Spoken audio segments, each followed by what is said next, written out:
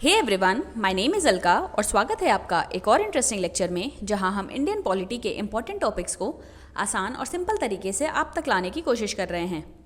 अभी तक हमने सेंट्रल गवर्नमेंट के जितने भी इंपॉर्टेंट टॉपिक्स थे वो हमारी सेंट्रल गवर्नमेंट वाली सीरीज़ में कवर कर लिया है।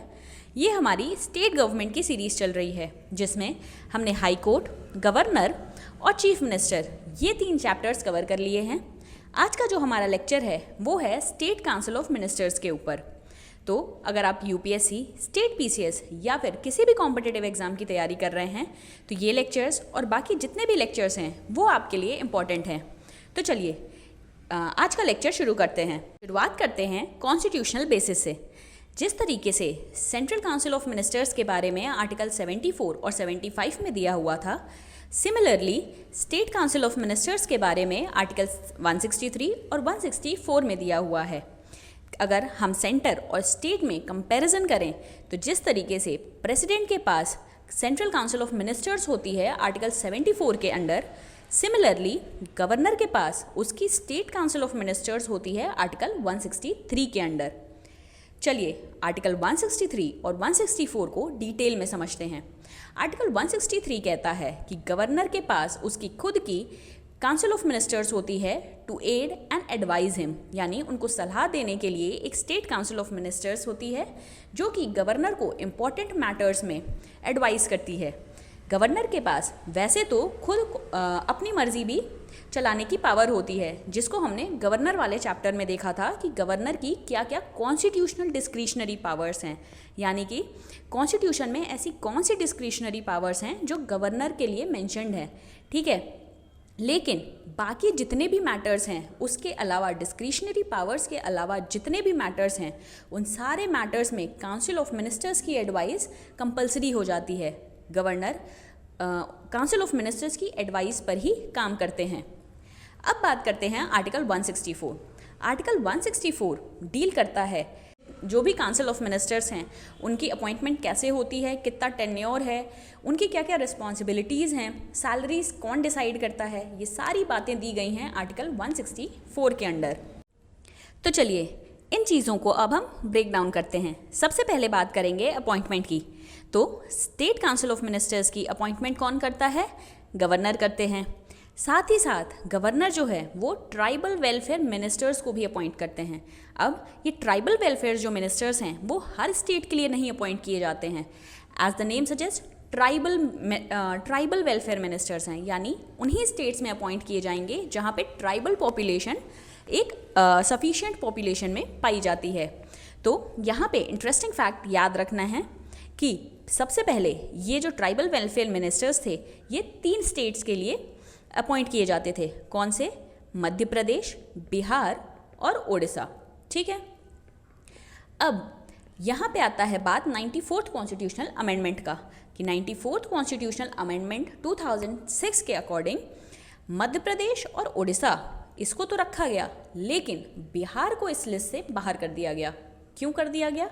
क्योंकि ना तो बिहार में अब कोई शेड्यूल्ड एरिया बचा है, ना ही ट्राइबल पॉपुलेशन इतनी ज़्यादा है कि वहाँ पे ट्राइबल वेलफेयर मिनिस्टर की अपॉइंटमेंट की जाए। इसीलिए 94th अमेंडमेंट के अकॉर्डिंग बिहार को बाहर करके मध्य प्रदेश और उड़ीसा के साथ साथ इसी अमेंडमेंट के थ्रू ऐड किया गया 2 और स्टेट्स को। किनको? छत्तीसगढ़ और झारखंड को। तो currently governor state council of ministers के साथ साथ ट्राइबल वेलफेयर मिनिस्टर्स की भी अपॉइंटमेंट करते हैं 4 स्टेट्स में। कौन कौन से? छत्तीसगढ़, झारखंड, मध्य प्रदेश और उड़ीसा। तो याद रखना है कि सिर्फ यही 4 स्टेट्स हैं जहां पे ट्राइबल वेलफेयर मिनिस्टर्स की अपॉइंटमेंट की जाती है गवर्नर द्वारा। इस स्लाइड में हमने उसी चीज़ की बात की है कि 94th कॉन्स्टिट्यूशनल अमेंडमेंट के द्वारा बिहार को इस ऑब्लिगेशन से फ्री कर दिया गया क्योंकि वहाँ पे कोई भी शेड्यूल्ड एरिया नहीं है और ट्राइबल पॉपुलेशन बहुत ही स्मॉल अमाउंट में बची हुई है।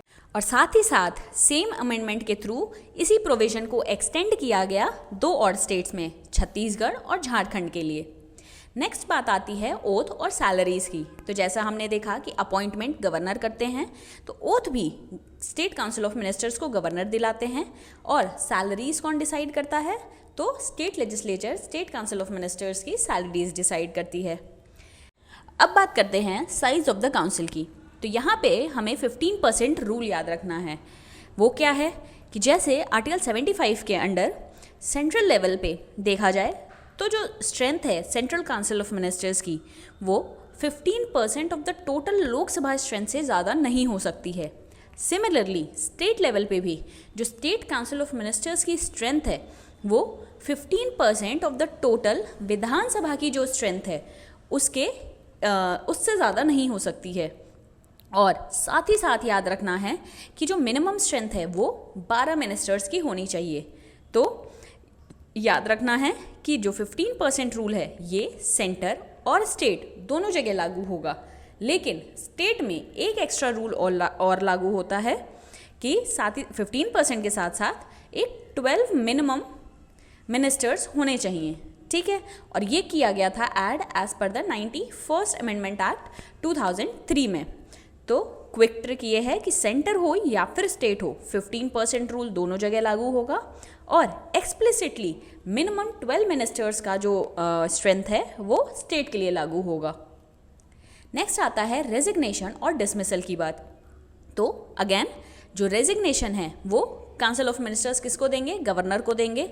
और अगर चीफ मिनिस्टर, क्योंकि हमें पता है कि जैसे सेंटर में काउंसिल ऑफ मिनिस्टर्स को हेड करते हैं हमारे प्राइम मिनिस्टर, सिमिलरली हमारे जो स्टेट के काउंसिल ऑफ मिनिस्टर्स हैं उनको हेड करते हैं हमारे चीफ मिनिस्टर।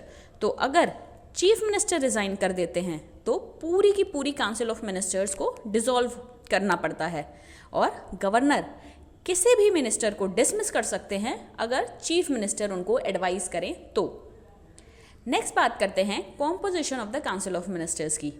तो हम जानते हैं कि काउंसिल ऑफ मिनिस्टर्स बेसिकली 3 उसमें डिवाइड होते हैं। पहले कैबिनेट मिनिस्टर्स, सेकंड आते हैं मिनिस्टर ऑफ स्टेट्स और थर्ड आते हैं डेप्यूटी मिनिस्टर्स। कैबिनेट मिनिस्टर्स कौन होते हैं? ये ऐसे मिनिस्टर्स होते हैं जिनको इम्पॉर्टेंट डिपार्टमेंट्स दिए जाते हैं, जैसे होम हो गया, एजुकेशन हो गया, फाइनेंस हो गया, एग्रीकल्चर हो गया, etcetera. They are the members of the cabinet, ठीक है। ये कैबिनेट के मेंबर्स होते हैं, उनकी मीटिंग्स को अटेंड करते हैं और एक इम्पॉर्टेंट रोल प्ले करते हैं डिसीजन मेकिंग में। मिनिस्टर ऑफ स्टेट ऐसे मिनिस्टर्स होते हैं जो या तो उनको इंडिपेंडेंट चार्ज दिया जाता है किसी भी डिपार्टमेंट का या फिर कैबिनेट मिनिस्टर्स के साथ अटैच कर दिया जाता है। ये कैबिनेट के मेंबर्स नहीं होते हैं और ना ही कैबिनेट की मीटिंग्स को अटेंड करते हैं अनलेस स्पेशली इनवाइटेड। अगर उन्हें स्पेशली इनवाइट किया गया है तो वो कैबिनेट की मीटिंग्स को अटेंड करेंगे, वरना ना तो वो मेंबर्स होते हैं ना ही मीटिंग्स को अटेंड करते हैं। लास्ट आते हैं हमारे डेप्यूटी मिनिस्टर्स। इन्हें ना तो इंडिपेंडेंट चार्ज दिया जाता है, ना ही ये मेंबर्स होते हैं कैबिनेट के और ना ही कोई मीटिंग अटेंड करते हैं। इन्हें बस कैबिनेट मिनिस्टर्स के साथ अटैच कर दिया जाता है उन्हें असिस्ट करने के लिए, उनकी ड्यूटीज़ में असिस्ट करने के लिए डिप्टी मिनिस्टर्स को कैबिनेट मिनिस्टर्स के साथ अटैच कर दिया जाता है। तो कौन कौन से काउंसिल ऑफ मिनिस्टर्स को अगर बाइफरकेट किया जाए तो कितने पार्ट्स में होते हैं? 3। सबसे पहले आते हैं कोर में आते हैं कैबिनेट मिनिस्टर्स, फिर आते हैं मिनिस्टर ऑफ स्टेट और लास्ट में आते हैं हमारे डेप्यूटी मिनिस्टर्स। नेक्स्ट हम देखते हैं कि जो कैबिनेट मिनिस्टर्स हैं या फिर जो कैबिनेट है उसके मेन फंक्शंस क्या हैं। तो जो कैबिनेट है ही it is the highest decision making authority in the state.